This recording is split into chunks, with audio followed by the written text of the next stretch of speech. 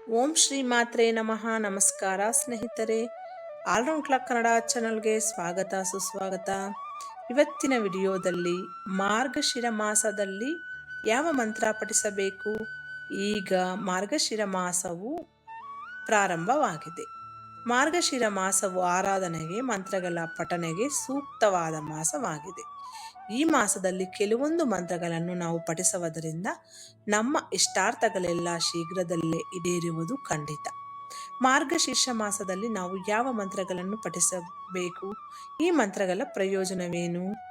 ಈ ವಿಡಿಯೋ ಪೂರ್ತಿ ನೋಡಿ. ನಿಮಗೆ ಇಷ್ಟ ಆದರೆ ಖಂಡಿತ ಸಪೋರ್ಟ್ ಮಾಡಿ, ಶೇರ್ ಮಾಡಿ. ಹೊಸದಾಗಿ ನಮ್ಮ ಚಾನಲ್ ನೋಡ್ತಾ ಇದ್ದರೆ ಸಬ್ಸ್ಕ್ರೈಬ್ ಮಾಡ್ಕೊಳ್ಳಿ. ಇವತ್ತಿನ ವಿಡಿಯೋದಲ್ಲಿ ಹೈಲೈಟ್ಸ್ ಏನಂದರೆ, ಮಾರ್ಗಶಿರ ಮಾಸದಲ್ಲಿ ಈ ಮಂತ್ರಗಳನ್ನು ಪಠಿಸಿ. ಮಾರ್ಗಶೀರ್ಷ ಮಾಸದಲ್ಲಿ ಮಂತ್ರಗಳ ಪ್ರಯೋಜನ, ಆಸಗಳೆಲ್ಲ ಪೂರ್ತಿ ಮಾಡುವ ಮಂತ್ರಗಳು ಈ ಮಾರ್ಗಶಿರ ಮಾಸದಲ್ಲಿ ಪಠಿಸಬೇಕು. ಈ ಮಾರ್ಗಶಿರ ಮಾಸ 2024 ಈಗಾಗಲೇ ಪ್ರಾರಂಭವಾಗಿದೆ. ಈ ಮಾಸವನ್ನು ಆಗಣ ಮಾಸವೆಂದರೂ ಕರೆಯಲಾಗುತ್ತದೆ.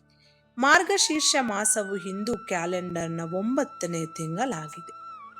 ಶ್ರೀಕೃಷ್ಣನು ಭಗವದ್ಗೀತೆಯಲ್ಲಿ ಈ ಮಾಸವನ್ನು ಅತ್ಯುತ್ತಮ ಮಾಸವೆಂದು ಹೇಳಿದ ಕಾರಣ ಇದನ್ನು ಅತ್ಯಂತ ಪವಿತ್ರ ಮಾಸವೆಂದು ಕರೆಯಲಾಗುತ್ತದೆ. ಹಾಗಾಗಿ ಮಾರ್ಗಶೀರ್ಷ ಮಾಸದಲ್ಲಿ ಪೂಜೆ, ವ್ರತ, ಜಪ ಮತ್ತು ತಪಸ್ಸುಗಳಿಗೆ ವಿಶೇಷ ಮಹತ್ವವಿದೆ. ಮಾರ್ಗಶಿರ ಮಾಸದಲ್ಲಿ ಇಲ್ಲಿ ಸೂಚಿಸಲಾದ ಮಂತ್ರಗಳನ್ನು ನಾವು ಪಠಿಸುವುದರಿಂದ ಜೀವನದಲ್ಲಿ ಸಂಪತ್ತು, ಸಂತೋಷ ಮತ್ತು ಸಮೃದ್ಧಿಯು ಪ್ರಾಪ್ತವಾಗುತ್ತದೆ. ಮಾರ್ಗಶೀರ್ಷ ಮಾಸದಲ್ಲಿ ನಾವು ಯಾವೆಲ್ಲ ಮಂತ್ರಗಳನ್ನು ಪಠಿಸಬೇಕು ಎಂಬುದನ್ನು ನೋಡೋಣ ಬನ್ನಿ. ಮಾರ್ಗಶೀರ್ಷ ಮಾಸದಲ್ಲಿ ಈ ಮಂತ್ರಗಳನ್ನು ಪಠಿಸಿ. ನೀವು ಭಗವಾನ್ ವಿಷ್ಣು ಮತ್ತು ಕೃಷ್ಣನ ವಿಶೇಷ ಅನುಗ್ರಹವನ್ನು ಪಡೆಯಲು ಬಯಸಿದರೆ ಮಾರ್ಗಶೀರ್ಷ ಮಾಸದಲ್ಲಿ 108 ಬಾರಿ ಈ ಕೆಳಗಿನ ಮಂತ್ರಗಳನ್ನು ಜಪಿಸಬೇಕು. ಈ ಮಂತ್ರಗಳ ಪಠಣವು ನಿಮ್ಮೆಲ್ಲ ಆಸೆಗಳನ್ನು ಈಡೇರಿಸುವುದು ಅಂತ ನಾವು ಅರ್ಥ ಮಾಡ್ಕೋಬೇಕಾಗುತ್ತದೆ. ಹರೇ ಕೃಷ್ಣ ಕೃಷ್ಣ ಕೃಷ್ಣ ಹರೇ ಹರೇ, ಹರೇ ರಾಮ ರಾಮ ರಾಮ ಹರೇ ಹರೇ. ಈ ಮಂತ್ರವನ್ನು ಪಠಿಸುವುದರಿಂದ ಮನಸ್ಸು ಶುದ್ಧವಾಗುತ್ತದೆ ಮತ್ತು ದೇವರ ವಿಶೇಷ ಅನುಗ್ರಹವನ್ನು ನಾವು ಪಡೆದುಕೊಳ್ಳಬಹುದು. ಇದು 108 ಬಾರಿ ಜಪಿಸಬೇಕು. ಈ ಮಂತ್ರ ನಾನು ಡಿಸ್ಕ್ರಿಪ್ಷನಲ್ಲಿ ಕೊಡ್ತೀನಿ, ನೀವು ನೋಡಿಕೊಂಡು ಓದ್ಕೋಬಹುದು. ಎರಡನೆಯದು, ಗೋವಿಂದ ದಾಮೋದರ ಮಾಧವೇತೆ. ಈ ಶಕ್ತಿಯುತ ಮಂತ್ರವು ಶ್ರೀಕೃಷ್ಣನ ವಿವಿಧ ಹೆಸರುಗಳನ್ನು ನಮಗೆ ನೆನಪಿಸುತ್ತದೆ. ಮಾರ್ಗಶೀರ್ಷ ಮಾಸದಲ್ಲಿ ಈ ಮಂತ್ರವನ್ನು ಪಠಿಸುವುದರಿಂದ ಸಂತೋಷ ಮತ್ತು ಸಮೃದ್ಧಿ ಹೆಚ್ಚಾಗುತ್ತದೆ. ನಾನು ಡಿಸ್ಕ್ರಿಪ್ಷನಲ್ಲಿ ಕೊಡ್ತೀನಿ. 3. ಓಂ ಶ್ರೀಕೃಷ್ಣಾಯ ನಮಃ. ಈ ಶಕ್ತಿಯುತ ಮಂತ್ರವನ್ನು ಶ್ರೀಕೃಷ್ಣನಿಗೆ ಸಮರ್ಪಿಸಲಾಗಿದೆ. ಈ ಮಂತ್ರವನ್ನು ಪ್ರತಿದಿನ ಪಠಿಸುವುದರಿಂದ ದೇವರ ಅನುಗ್ರಹ, ಸಂತೋಷ ಮತ್ತು ಶಾಂತಿಯನ್ನು ಪಡೆದುಕೊಳ್ಳಬಹುದು. 4. ಓಂ ವಿಷ್ಣವೇ ನಮಃ. ಈ ಮಂತ್ರವು ವಿಷ್ಣುವಿನ ಎಲ್ಲ ರೂಪಗಳ ಆರಾಧನೆಯನ್ನು ಸಂಕೇತಿಸುತ್ತದೆ. ಈ ಮಂತ್ರವನ್ನು ಪಠಿಸುವುದರಿಂದ ನಾವು